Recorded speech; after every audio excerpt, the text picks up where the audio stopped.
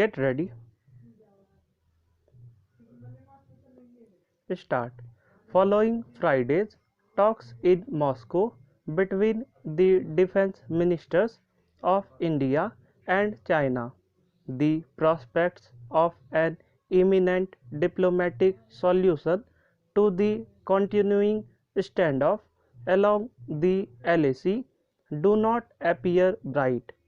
The statements issued by the two sides have underlined the sharp differences in how New Delhi and Beijing have continued to view the unprecedented developments along the border since May, when China deployed troops in large numbers and sought to unilaterally redraw the LAC in several areas.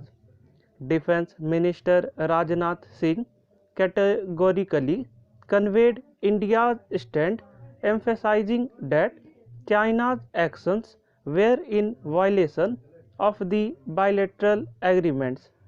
He also expressed hope that both sides would be able to resolve the ongoing situation peacefully through dialogue. His Chinese counterpart, General Wei Feng, appeared to only reiterate the stand conveyed by China in recent statements that it had no blame to bear for this summer's developments.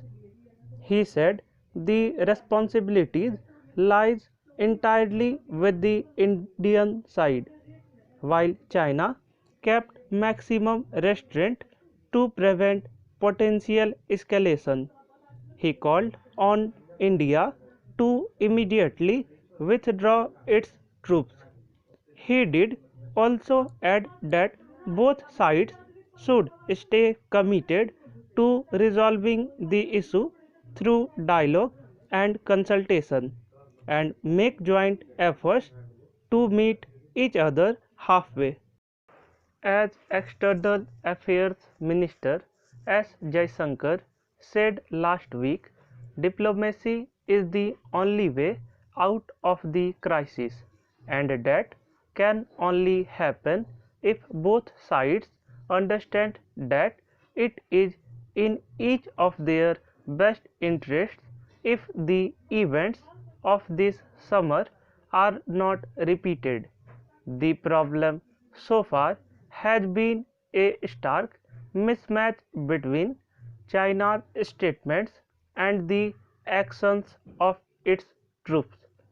Its consistent labeling of India as the aggressor this summer contradicts the reality that India has, since May, ceded about 1,000 square kilometers in Ladakh to Chinese control. If China's diplomats have spoken repeatedly of the need to keep in mind the big picture of bilateral ties, the action of its military on the ground have suggested an intent that is precisely the opposite, emphasizing achieving tactical gains at the border over the broader strategic relationship. Until that calculus changes, India will have to be prepared to be tested along the border and to stand its ground over the long haul. India has signaled its intent to do so with the latest developments on August 29 in Chushul.